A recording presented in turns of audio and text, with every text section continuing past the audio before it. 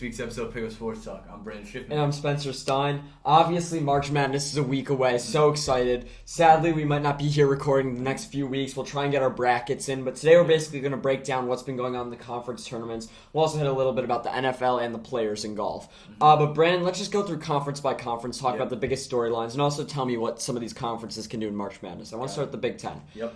I think the thing I want to talk about the most after yesterday's games is Michigan. Yeah. Michigan doesn't look like it'll be making the tournament. They absolutely crumbled. Is it time for Juwan Howard's future to be reconsidered?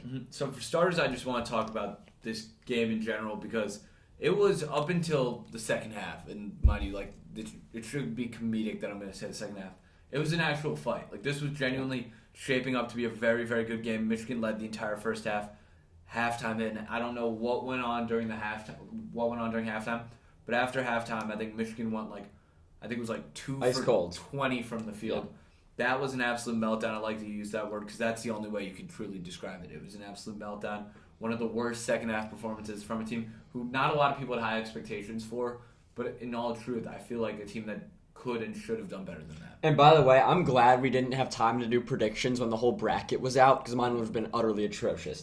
I would have called Michigan nearly a lock to win this game because I thought they were playing well. I think they were going to have a chance to play their way into the tournament. I mean, and I thought they were on a 4-game losing streak. No, but they didn't look horrible. They played 3 overtimes during that streak, but mainly because Rutgers hasn't looked good either. Now Rutgers looks like they're playing their way into March Madness. They played Purdue really well today. Didn't come out with the win, but I think they're definitely a team that I would consider putting in. Also, the Ohio State. Yeah. Them beating Wisconsin's a pretty big deal because Wisconsin's fighting for their spot. I think we could call Wisconsin's future sealed. I think they're NIT bound. Yeah. But I would have never predicted that either, let alone for Ohio State to go on and win another game. Yeah. The only thing I would have rolled with is Penn State looking very good. I think Penn State should play their way into the tournament. Big game today. But going back to Michigan, I think Juwan, I would start reconsidering his future. It's not a really big Michigan move to fire an alumni guy who's loyal to the program this soon, especially when his kid is probably the second best player on the team, maybe third after Kobe Buffkin. I'd say so. I mean, Jet, realistically,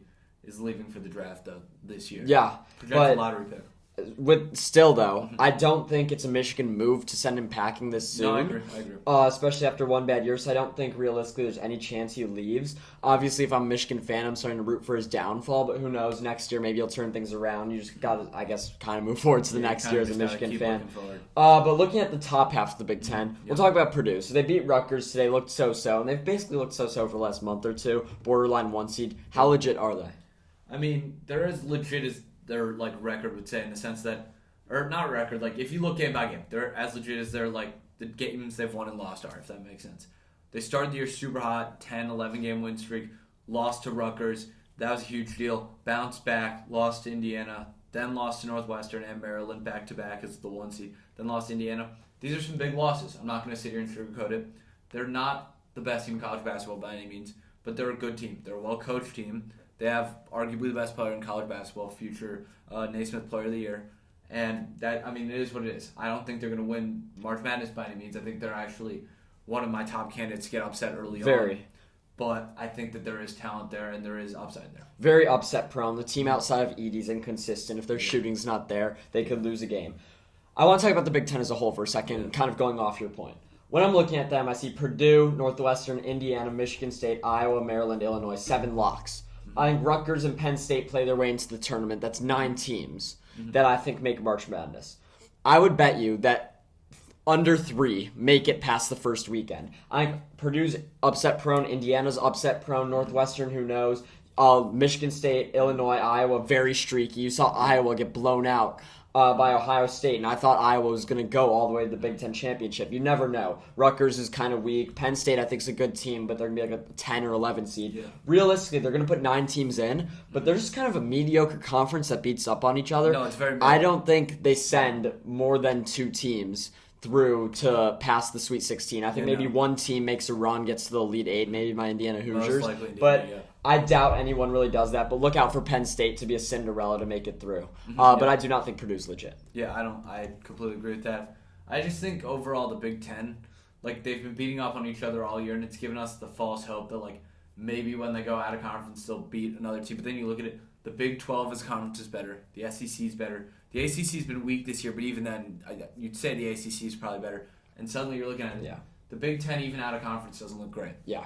And just to finish things off before we transition, right now Ohio State game's happening, but they're beating up on Michigan State. If they make it through, if they win it all, they still steal a bid there. Maybe the Big Ten puts 10 teams in, which would be crazy. But I think we're really on the road to an Indiana versus Purdue championship. I think look out for Penn State upsetting Northwestern tonight. For sure. Let's move on to the Big East. Yep. Another big conference, kind of doesn't get enough love, and it's kind of stacked. Let's be honest. Marquette's ranked 6th in the country. They barely escaped the win against St. John's. UConn's looking good. They're actually favored against Marquette. Xavier, Creighton, all looking good. Which team in the Big East, Brennan, is best prepared for March? I mean, I think it would be hard to say it isn't Marquette based on the teams they've beat this year. Yes, they came off a not so great game, even though they won. But I mean, overall, you have to say it's Marquette. With that being said, a lot of talent throughout this conference. Xavier's looked good a lot. Creighton, team you can't sleep on. They have 4 or 5 guys that are legitimate studs. And UConn, any team with a guy like Sonogo, you got to respect. Yeah, I like Creighton a lot, actually. I don't trust Xavier just because when I watched them play, Indiana beat up on them. Yep. Marquette's good. That's a good pick. But I personally, UConn, I think they're the strongest team in this conference. And they are one of my favorites to win the whole thing. I truly think one of my 2 brackets, I might have UConn going all the way. I think Kansas is the undoubtedly favorite in March Madness. The best and overall. Houston is very solid on all levels.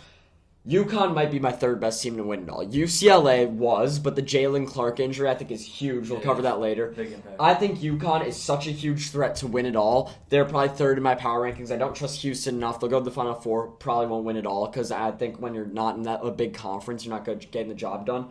UConn Huskies are probably my 2nd favorite team to win the whole thing. They're only ranked 11th in the country. They're not even the best team, as you said, in their own conference in a lot of people's opinion. But Sonogo can do everything. They have a lot of complete guards. They have good coaching in Hurley. I think this UConn team is well-rounded and ready to make a run at the whole thing. Not just the Big East tournament, but March Madness. Mm-hmm. I think it's a completely fair take. They're definitely my 2nd favorite team out of the Big East.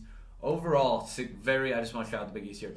Very successful year for the conference overall. Yes. Providence looked good for most of the year. It's crazy to think, though, that the one team that was a real letdown, and we'll get to the other one. There are really 2 major letdown teams. But the team that I'd say is the biggest letdown this year was Villanova, coming off of Jay Wright's retirement. People, to my expectations, it was a rough year. It's a growing pain year. I think they're going to be back in time. I just think adjusting from losing one of the greatest coaches of all time is just something that you'd expect. Yeah, and I had preseason, I did say I thought they'd falter in this first year, and it kind of came to fruition. Yeah. So I don't think it was a complete blindside, but I agree that you'd think Villanova would be more in the mix. And also Georgetown firing Patrick Ewing is a big deal. Honestly. Good move. The team hasn't been doing well for a few years now, ever since the bubble year. They made a run and won the Big East. But I think that's one of the more desirable jobs in coaching, just because the history of the program, the recruiting possibilities. So I think that's a big storyline. But going back to UConn just for 1 second, when you're looking at making your brackets, here's a quick bracket tip. A team has never won it all, or I think maybe only a few times, that's not top 40 in defensive efficiency. And UConn is near the top in defensive efficiency. So I think when you're looking at the Big East, when they're one of the best defensive teams, plus they have Sonogo, as you talked about, and Jordan Hawkins, one of the most complete guards in the country. UConn's good. But yeah, as you said, great year for the Big East. Let's move on to the ACC, where we probably had the most disappointing conference in college basketball, and that is led by UNC. Yeah. They were our preseason favorites to win it all. They're returning 4 of 5 starters after going to the national championship, and they're going to miss the NCAA tournament. Yep. Is this the most disappointing team in college basketball history? History is a stretch. I'd say in recent memory, you have to say so. After last year, going all the way to the national championship and completely earning all respect that could be given, and only losing Brady Manick. One would think that this team was going to go back. I think I honestly predicted them. If I didn't predict them to make the national championship game, I think I predicted them to win it all. This team had sky-high expectations, and just throughout the year, it just got worse and worse and worse for them. And ultimately, it's ending in a way that I don't think anyone could have foreseen. Yeah, I know. They didn't play the transition game. They played in the half-court offense way too much, which led to Armando Bacot kind of getting stifled. Caleb Love and RJ Davis didn't find their groove like they did last season. Just things didn't work out. There's nothing more to say. And I think I might be too young to say this is the most disappointing team in college basketball history. But out of my knowledge, yes. Yeah. I know for a fact a number one team has never not made a number one preseason team has never missed the NCAA tournament. So I think that's a pretty good starting point for making the argument that they're the most disappointing team ever, but definitely in my time following college basketball, yes. Yeah. To talk about the teams that have been more exciting, first I want to say Miami, I think, is no doubt the best team in the ACC. Everyone can talk about Duke all they want, how they're ranked. I think Miami shows up big tonight, might get the job done against Duke. They're definitely what I think the most dangerous team in the ACC. Going into March Madness, that's more than UVA as well, by the way, especially because of last year. I mean, they went to the Elite Eight. I know Duke went to the Final Four, but it's not like this is an inexperienced team. That Elite Eight game against Kansas I was at, one of the most electric college basketball games I've ever seen in my life. And so much Jim Larinaga knows how to coach a team deep in the tournament, so I think they'll get the job. I think they'll be a really dangerous team come March Madness. I think they could get back to the Elite Eight. But really, Duke's the team everyone wants to talk about. And do you think they're poised for contention? I mean, I think that they have a lot of talent. They finally hit their groove, which was absolutely huge. Not that they were, realistically speaking, right? This is a bad year in terms of Duke, but in all reality, they ended the year 21 seed, 24-8, undefeated home. In all reality, considering this is the first year without arguably the greatest college basketball coach of all time, this is a win for Duke. And I think it's only just starting. They just hit their groove, like you said. I think this Duke team could be dangerous. Mind you, they don't have one real, they don't have their, Duke guy, it feels. Filipowski's good, and he plays in the post, but he's not a Duke guy. He's not the, alpha one player that Duke I was going to tends say, to breed. Duke, this team's good, but every few years there's a Duke team, and you're looking at it, and I'm like, this team's legendary. Yeah. Last team starting 5, where I saw, thought 6 of them were going to go. Yeah. 6 players on the roster to the NBA. I mean, the only one that I think returned was Roach. Yeah. Mark Mitchell is so good, but... or Mark Mitchell's some team, but who got drafted by Charlotte Mitchell. I'm blanking on his name, the center. Or the center, but, Mark Williams? Yeah, Mark Williams. But every few years, we see a Duke team like that. A few years before that, Zion and RJ's team. A few years before that, Grayson Allen-led team. And this year just isn't one of those teams that's that deep. Because you think about how many 5-stars they brought in that just really haven't seen the court enough to, establish. And they've also had some issues with the injuries. I know Dariq Whitehead missed some time. But this team's probably going to be a 5 seed. And that's kind of worrisome because the 5-12 game is always a place where you see a lot of upsets. So I don't think I see Duke necessarily making a deep run. If they can beat out Miami, beat out UVA, win the ACC, they could work their way up to a 4 seed, could make some noise. But realistically, I think this team can be upset in the first round, and I see very, very slim chance they make it to the Elite Eight or Final Four. Yeah, I mean, that's completely fair considering they've done, more with less talented teams, I'd say, so yeah. Let's get to just staying in the ACC. Big retirement, Jim Boeheim. I think it was 47 years at Syracuse. So he's he's just one of those guys that I feel like was going to coach forever. He retired after a somewhat disappointing year. Can I get your thoughts on that? Yeah, so it was about time. First off, Syracuse has been going down for a few years, and I think, honestly, the last few years hurt his legacy a bit. But he's still going to be known as Syracuse. Syracuse is Jim Boeheim. The Duke program we knew would be good when Coach K left. They kind of separated themselves from him. The UNC program has been carried by 2 guys, Dean Smith and Roy Williams. When we're looking at the 3rd most prestigious program in the ACC, I don't know if Syracuse has as much of a draw without Boeheim. I think it is going to be a challenge to keep them as a big-name school. We've seen years like this year where they fall. Duke and UNC never did that. Yeah. So, obviously, though, it's not necessarily time to focus on Syracuse. It's time to focus on Boeheim, and he's probably a top 5 coach of all time. Looking at the way Roy Williams, Coach K, and him retired in consecutive years, looking at him building up this program all on his own, getting that title with Carmelo, just being legendary for a while. There's nothing more to say other than that he is a legend. Yeah. But I can say, as someone who's, interested in how programs are built and how they might fall, Syracuse is not a program I think locked in to stay in contention for years to come. They could fall in the ACC to a team that's kind of just there. One thing I've been hearing though from Syracuse fans that I'm very curious to see how this plays out because I don't have an opinion on it personally is that Boeheim obviously was very against NIL with recruiting. If that changes, that could be something to look at. Maybe they'll recruit better, who knows. I mean, I still think it's a storied program no matter what way you look at it, which is very interesting just because I feel like Boeheim, like you said, has just built it up. Feels like on his own completely. I mean, yeah, but I do like the fact that all 3 of the programs I talked about, UNC, Duke, and Syracuse, all hired former players, assistant coaches to take over, guys with no experience. So we'll see if he can follow in the footsteps of Shire and Hubert Davis, taking his team to the national title in his first year. Let's shift to the Big 12, best conference in college basketball, no doubt. Kansas, I said earlier, is what I think the best team is in college basketball. They didn't skip a beat with Bill Self out yesterday. Bill Self will be out the Big 12 tournament. That's something to watch for. If Bill Self isn't there for March Madness, I can genuinely point to that as a reason not to pick Kansas. I think coaching is one of the biggest parts of March Madness, and I think that they're just such an obvious pick that they could be at risk, especially with no coach. Yeah, I mean, one thing I wanted to just harp on with Kansas, is truly the fact that they turned over a ton of guys from last year. A lot of guys left. And they still seem to have some crazy depth. Let me break it down real quick. Jalen Wilson, obviously one of the best players in the country. Grady Dick, one of the best freshmen in the country. Those two are just they're dynamite together. Kevin McCullough, too, big impact player. But one guy I really, really want to discuss is DeJuan Harris Jr. Yeah. He's been absolutely on fire this year. And if you don't know about him, he's kind of like a Rajon Rondo type point guard. Just guy who makes everyone around him better. And I think he's such an X factor for this team. Plays good defense, amazing. And he doesn't always show up in the stat sheet. He doesn't need to true. score to get the job done, but I've seen him go off for 30 points. Exactly. When he is a big game, Kansas is like a lock for winning, whereas I saw something that was different. Jalen Wilson, normally it's like the more points he has, the less likely Kansas is to win. Yeah. So this is a team that benefits on their depth, and I think that this is going to be a team that makes a crazy big run in March Madness due to that depth. I mean, everyone expects them to. Heavy favorite. But looking at the conference, the Big 12 is known for its depth and how many good teams there are there. Mm-hmm. So out of the rest of the teams, who do you think's the best threat to make a run? Baylor? Are they frauds? Texas? What do you think? I think I'm going to have to go with the Texas Longhorns here, and it's not a bias at all. It's literally just I look at the team. They have a ton of depth as well, and that's what you got to look for. I know Baylor has their 3 guards, but Texas, has a ton of great players. Marcus Carr, and they're a very experienced team too. I'll break it down real quick. Marcus Carr, senior point guard. He's kind of a gunner, like more of a Jalen Brunson type, but when he gets going, he's hot.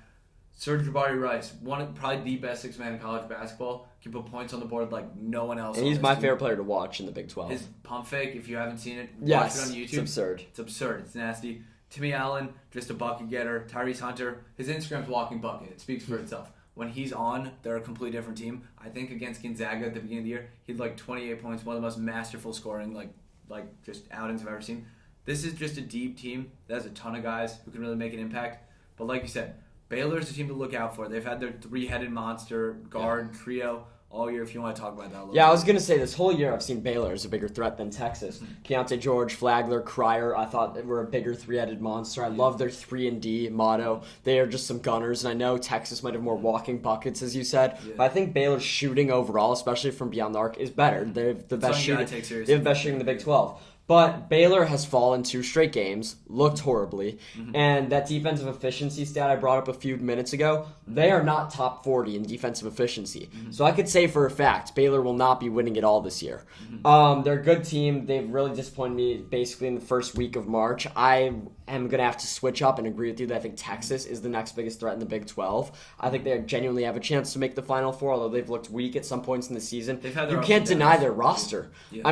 Look at their rosters. You can't deny it. So Baylor's very good. They could turn it around definitely, but I think they're going to be a team on upset alert. I think they could choke early, especially given how they've been playing. But don't discount Kansas State. I know they lost to TCU yesterday, but the Big 12 is almost a reverse of the Big 10. They're going to beat up on each other, and I think when they make the tournament, they're going to be tough, tested, and ready to compete. So they match up better with every out-of-conference team. I'm telling you, if you want to see some real skill difference, watch a mid-Big 12 team. I'm saying like a West Virginia. Watch an Oklahoma State. Yeah, they're on the bubble. I think they might sneak in. If they could make the play-in game, look for them to be a team that wins their play-in and makes a run, kind of like Notre Dame did last year. I was watching, I think it was West Virginia, Kansas the other night. West Virginia has a lot of great players. One guy I always like to watch, Joe Toussaint. He was a very high recruit, went to Iowa, transferred.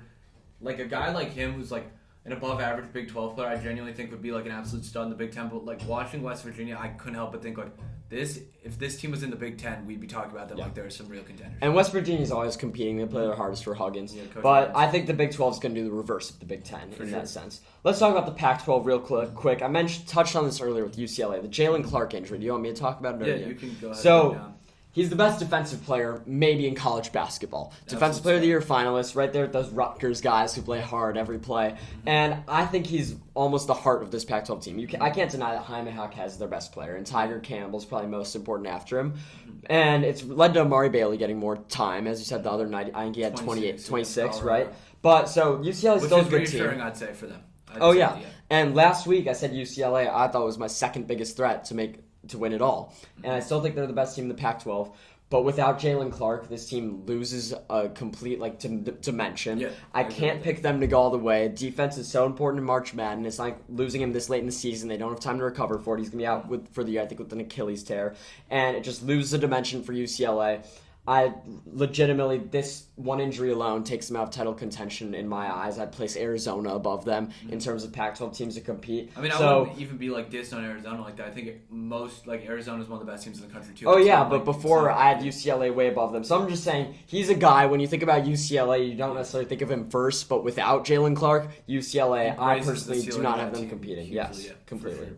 Another big Pac-12 team, you mentioned Arizona. The team, I think, that actually upset Arizona the other day on like a three-quarter of the court shot. Arizona State, they've been playing pretty well for the past few games overall, and a lot of people are saying they should make it off the bubble. What are your thoughts? I mean, they have a rematch against Arizona tonight. I think Arizona might throw down the hammer in revenge for that Desmond Cambridge three-quarters, half-court shot. Looking at Des Cambridge, he's a great player. I know he only averages 14 points a game, but he's really one of the better scorers I watch. He just looks like he's always a threat. He just happens to distribute the ball too, and honestly, his field goal percentage is a bit low. But this Arizona State team, I think, is someone who's going to end up on the right side of the cut. I think they're going to make it in as the last team in the pool. And looking at play-in teams, I think every year, I could be wrong about the stat, except for like 2019, a play-in team that has won their game has gone on to win another game. I talked about a few minutes ago that some play-in teams like Oklahoma State are threats. Look at ASU as well. I think big game against Arizona tonight. If they can upset them, they'll definitely be in. I still have them in anyway.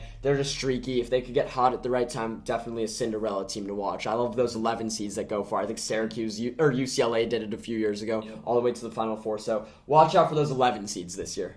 For sure.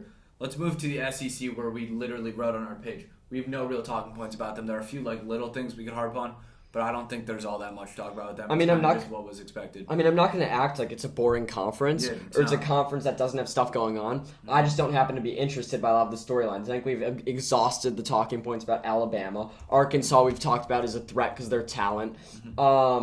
Texas A&M's good. Kentucky's rising with Sheboy. It could be a threat. Or we both don't think Tennessee. I think Tennessee's weak. I think Indiana's going to hop Tennessee onto maybe the 4-line, 3-line in brackets. And Vanderbilt, I guess, a bubble team. I don't see them making it. There's not much to say. Auburn, spoiler on a lot of great teams. Wouldn't be surprised if they put in a little bit of an upset in March Madness at some point. Yeah, but I don't think Vanderbilt's going to make their way in. They'd have to make a lot of noise. They'd have to upset Kentucky. Same with Auburn. Team on the bubble. They should be in, but the loss against Arkansas yesterday hurt. So, I don't know. That's all I have to say about the SEC. I don't have any in-depth analysis. We'll see who they get matched up with come tournament time. For sure. You want to hit your 30 second? Yeah, 30 seconds. Switching to the NBA. Yep. I'm obviously a Laker fan. I pay a lot more attention to the Lakers than other teams. They're playing really well, even with LeBron James out, looking like they're definitely going to make the playoffs.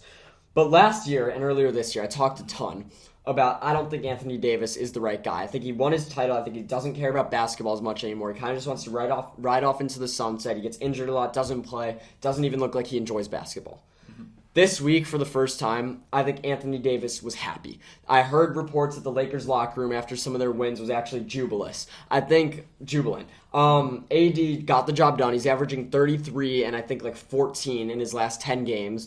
The Lakers' defense is looking good. It's all led by Anthony Davis, and I'm just saying, for the first time in years, basically since they won the title, I could say he's happy to be there, and he tries his hardest during games. Before, it looked like he wasn't even giving effort, so I like the direction this team's going. It looks like the D'Lo, Malik Beasley, Vanderbilt trade brought energy back into the team, brought defense back into there. Not going to act like they're going to compete, but I really like what I'm seeing specifically out of Anthony Davis, a guy I think Shaq said a few weeks ago is just not a star anymore. So if you look at Anthony Davis's game log, which I don't think most people do, it's just something I kind of like. Love looking at the AD game log. No, I'm not saying that. I'm just saying I'll explain this in a bit. Yeah. One thing I always notice about Anthony Davis is like once every other month, we could say, he'll have a random 7-8 game stretch where he'll average 34, MVP numbers, genuinely. And it feels like he's been doing this since he got to the Lakers. It'll be a stretch. He'll play amazing. Everyone hypes him up. He'll kind of dwindle back in, maybe hurt his foot, miss a week, who knows. And I'm not saying I'm not falling for it anymore because I'd be calling him a fraud, and he's not a fraud. But at a certain point, I've just learned to realize he has his games where he plays super well and they come in stretches, and then there are other times when people, like you said, I think you said Shaq, one of the most qualified people in sports, will say he just doesn't want to be out there. Yeah. So, although it's great that he's playing well, and good for him, good for the Lakers, I'm not sitting here saying he's going to be averaging these numbers for more than another 3-4 games. And I know the Bulls are probably heading towards a rebuild, but do you still stand by your point that you wouldn't trade Pat Williams and a few firsts for AD? I mean, here's my thing. The Bulls are just garbage. Yeah. We beat the Nuggets the other night. There was a lot of memes about it. They were Killed chanting them go Bulls, but in all reality here, we're I'd rather just rebuild at this point. It's not. That's a even fair worth the take. trade. Very fair take for the rebuild, but if you're trying to compete, I think AD is the move. Yeah. Want to touch on the players real quick. It's people think of golf, think of the four majors, the Open, the Masters, obviously PGA, US Open. But really the players is up there. It's like the fifth major, and it's honestly more exciting to me than the PGA and US Open, depending on where they are, because this tournament's always a TPC Sawgrass, great hole. So just follow along with that. Brandon, I know Colin Morikawa jumped out to a huge lead yesterday. Do you have a prediction on that? I mean, I've been liking Morikawa a lot. He's been playing super well. Some other guys have been following. Scotty Scheffler, I believe he's 4 under right now, so he's a little bit behind, but he's always a guy you got to look at. He's just been playing super well. And it's kind of weird to cover events while they're going on. Yeah. And Morikawa's 1 over par today, so I don't know how the leaderboard will fall. But as you said, Scheffler's undoubtedly got to be the favorite right there with Morikawa just because his history. I think one of those two guys will get the job done. I'm actually going to go Scheffler. Yep. Last thing I want to talk about, NFL news. Every week there's new NFL news. Free agency starts Monday. Huge deal, huge players for our Chicago Bears. First I want to talk about the Combine. Yep. We didn't talk about how the quarterbacks did. And Anthony Richardson absolutely dominated the Combine. Very fast, highest leap in Combine history, I think, for a quarterback. Yep.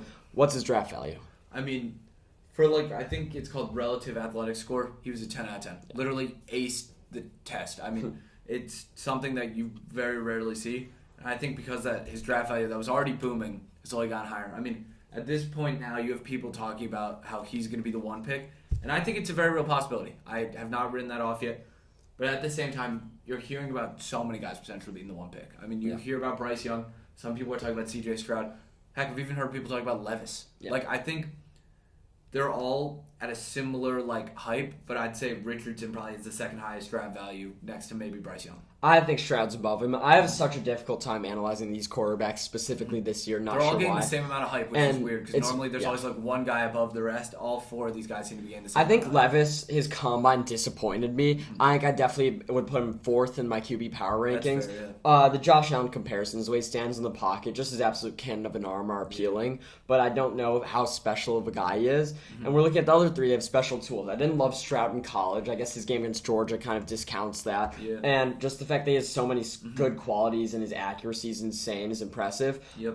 Bryce Young's the most talented, but his weight is kind of scary. You don't know what's happening. I don't think he's going to play at 205 either. No. Some people say he might play at And 205. I highly by the way, people are talking about his height are crazy. His height's no issue. Okay, the no one in the real NFL is worried he's gonna have issues in the middle of the field. He's fine. It's his injury history. Yeah. And call me crazy, but he reminds me of Tua Tagovailoa. Doesn't play similarly, but both guys who got injured in college. I know Bryce only had the 1 wrist injury, but still, Bryce is injury prone. He's out of Bama. He won the Heisman. So hyped up. I'm worried he could go down the Tua path. That can't be a reason you don't draft him, though. Then Richardson, I don't know why his leaping ability should correlate to good quarterbacking, but I guess It's just teams an seem to care about it. athleticism. He's an athletic guy. He's definitely a guy I think you want to play behind someone for a year, develop him in your own system, and use his athletic ability to your advantage. I would definitely love drafting Richardson up there, and honestly, it just means the trade-up market's heating up. I think the 1 pick, you got to take Bryce Young, but realistically, if I'm a team like the Panthers, the Falcons, the Raiders, I don't want to trade up to the 1 for that giant price. I want to trade to the 3 with Arizona for less. See who falls to me. If it's Bryce, great. If it's Stroud, great. Richardson, great. You're going to get someone. You won't have to trade as much, so that's what I would do. Obviously, as a Bear fan, though, I'm looking for the trade back, and I know there's a lot of rumors about a trade back with the Panthers, which would be at 9. So that's kind of where I want to start this conversation. Yep. Jackson Smith and Jigba, Ohio State receiver. Before this season, when he barely played, we said he was maybe going to be drafted top 3. Yep. Amazing combine, even though he didn't run the 40. How high for the Chicago Bears would you take Jackson Smith and Jigba? Is 9 too high? What about 7? I think the 9's fair. I mean, look, we've been saying all along we need to get Justin Fields a weapon. Here's our guy. This is literally, I couldn't think of someone better for us to take. And I actually have gotten a little bit of slander from some of my friends for my wide receiver rankings in this draft. JSN's 1 by far. JSN's 1 by far. I think 2 could be Zay Flowers. Yes. I really do. 3, Quentin Johnson. Then Addison. Then Addison. Not a big Addison guy. Then- I don't like QJ either, though. And then maybe Hyatt. I mean, at the end of the Love day, Hyatt. this isn't by any means a great wide receiver class, but if you really want to hit the home run, you're either taking Jackson Smith and Jigba or Zay Flowers. But I think Jackson Smith and Jigba, especially for the Bears, is the clear-cut first receiver off the board. I'd be willing to take him at 9. I really would. If he has the potential to be Fields' guy, which everyone believes he does, then there's no reason not to take him at 9. And I would be thrilled at 9 if we got 3 first-rounders from Carolina and took him at 9. Let me tell you this. If we had the 4 pick and Will Anderson's off the board with 2 quarterbacks, and back they're again. too scared. No, listen, Oh. hear me out. If they're too scared to take Jalen Carter for legal issues, I won't argue with that, even though Carter, I think, would be the guy. I would expect them to take Tyree Wilson from Texas Tech, maybe Skoronski. If they took JSN at 4, which I don't expect, I don't think I could come up here on the podcast and say I'm angry. Yeah. Like, it might be a bad pick. It might be too much. historically But age if they're probably, yeah. taking Jackson Smith and Jigba, I don't care where it is. If they're getting good value for the trade back, I will not be angry. So I realistically don't think anywhere above 9 is too realistic. I think 9 is definitely a great spot, especially because we'll get a lot of picks from Carolina. Maybe we'll get a player as well, and then we get JSN, so 9's a great spot. But honestly, they could take him as high as they want. I don't think I could get angry. If Will Anderson was on the board, maybe. Jalen Carter, if his legal issues get sorted out, maybe. But other than that, I think you could take him anywhere. But if the Bears don't take a receiver early in the first round, I don't think they need to force one in the second round. I think there's a lot of good value, guys. Demario Douglas, I talked about earlier in the season. You might not know that name. A lot of people don't because he went to Liberty. But I watched him play against Wake Forest. Incredible last touchdowns in overtime and stuff. Same with Marvin Mims. Great speed. Wasn't necessarily his best at Oklahoma. Just some late round value guys do exist out there in the draft. So looking for that. And one last thing, Brandon. Free agency's opening this week, but one move already happened. Derek Carr to the New Orleans Saints. What's your grade? I mean, I'm going to be honest with you. My take on this isn't going to, I'm being honest, it's not my take. I saw it on TikTok. I agree with it. This was just the Saints pushing back the rebuild another few years. He's a great player, don't get me wrong. He's led teams worse to the playoffs. But in all reality, they're still not a Super Bowl contender in my eyes. And now they paid another quarterback some big money, just delaying the rebuild more, pushing themselves into further salary cap. I mean, they're almost in denial, which Yeah, I get because literally. they're kind of screwed financially. Yeah. But realistically, Derek Carr's never won a playoff game, by the way. Yeah. And I don't know if he was worth that price. But realistically, Bucks, Panthers, Falcons, who knows where any of them are going. They're all They're weak. looking for a team to kind of take the helm of this division. Young Chris Olave, great fantasy value now. Yeah. Alvin Kamara's still there. They've seemed to have a good defense in the last few years. So I don't hate the move because I think although it's delaying the rebuild, although I don't think they could win a Super Bowl, they could win a lot of games. They could be an 11-win team, win the division, win a playoff game. And when you're looking at an NFL team, I don't think they'd all look at it how I do in the sense of if this team doesn't have a chance at the Super Bowl, I'd rather rebuild. I think these Saints fans are saying we're in a weak division. Let's go win 12 games for the next 3 years. Let's go get 2 more division titles, then rebuild. So in that manner, I think it makes sense. But yes, as you said, they're not winning anything significant. Mm-hmm. I really quickly want to ask you about Daniel Jones. He got the contract Spencer predicted Yeah. him to get. I almost feel like if I was the Giants GM, I would almost be mad at how good he was this year. I mean, they had to do that. They couldn't let him go. But at this point, they're paying him a ton of money, and if he doesn't develop, it's at least in my eyes, it's expected he doesn't develop much. The more. development's done. I mean, he's been in the league 5 years. You're paying for what he is now, and I don't think what he is. He's never had a career accomplishment, really. But as I said last week, you said they had to do it. They were in a stalemate. They couldn't let him go because he was so good. He wouldn't take a lesser deal. Really, it's a 2-year deal. If he plays bad, they could let him go after 2 years. Still They did a what ton they of had money, to. though. Maybe they'll get Odell. Maybe they'll get him a weapon. They got to tag Saquon, which is what they want. So Giants did what we expected. Paying him way too much, but it is what it is. Yeah. Thank you guys all for listening in. As I said, we might have a few weeks off. We'll try and pepper in some March Madness takes, For some sure. Masters predictions. We will be back at some point. Thank you all for listening in once again. March Madness is definitely my favorite time of the year. Absolutely. Make sure to like and subscribe and share with a friend. Thank you so much. Thanks.